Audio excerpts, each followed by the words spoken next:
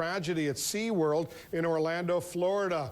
The trainer was pronounced dead at the scene when paramedics arrived only minutes later. Brian Todd has been looking at the details. Walk us through, Brian, what exactly happened, because there's a tragic death involved. Absolutely, Wolf. We know that this afternoon paramedics were called to the scene at SeaWorld in Orlando.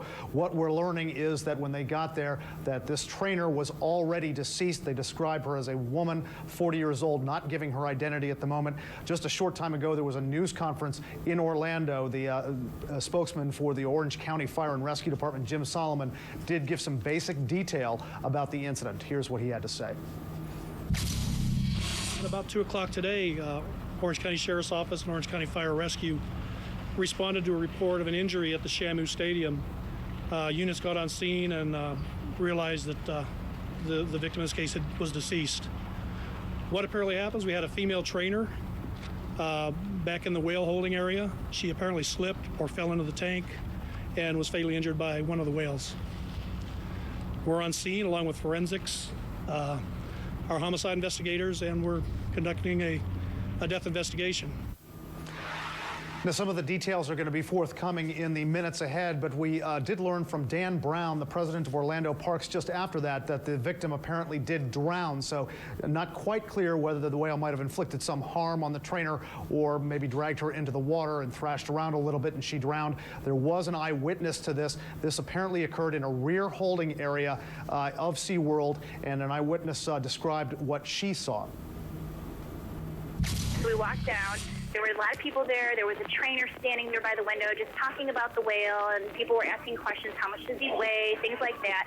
And then the whale went on his, floated upside down, and the trainer downstairs said, oh, yeah, he's, they're giving him a belly rub. He really likes that. And I could tell it was Tillikum because you could tell by the huge fins.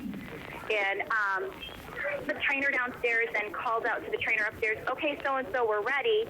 And then Tillikum just took off like a bat out of you-know-where, just took off really fast. And then he came back around to the glass, jumped up, and grabbed the trainer by the waist and started shaking her violently, and her shoe, last thing we saw was her shoe floating, and then sirens immediately started. And then everybody down, not the trainer, but the other people that kind of stand around the glass area started telling us that we needed to get out. The sirens were going off. People were running out. I've never seen so many SeaWorld employees come out of the woodwork. People in suits, people in dress clothes, and they were just yelling at us that we needed to get out.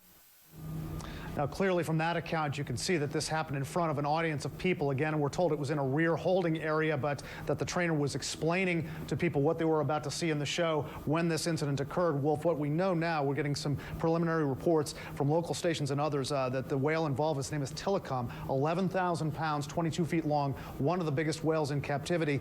And some of the initial research that CNN has done from our reports in the past, this whale has been involved in the drownings of at least 2 other people in years past. One of them was at least 10 years ago. The other one, we're told, was 1991. Again, probably in those incidents, we think that these were incidents of people falling in the water, or somebody may have been joking around and just jumped in the water. But the whale was involved in other incidents of people drowning in the past, 1999 and 1991, from the initial reports we're getting right now. That's why they call them killer whales, because if you jump in the water, you're going to be killed. This looks like it was a tragic accident. That's right. I mean, they're saying that there's no foul play suspected. They're treating it like an accident. Again, some object either slips in the water, falls in the water. Whether this whale came out and grabbed this trainer, I think we're going to get some details in the hours ahead. All right, Brian, thanks very much. We'll stay on top of this story, get more information as it comes into the Situation Room.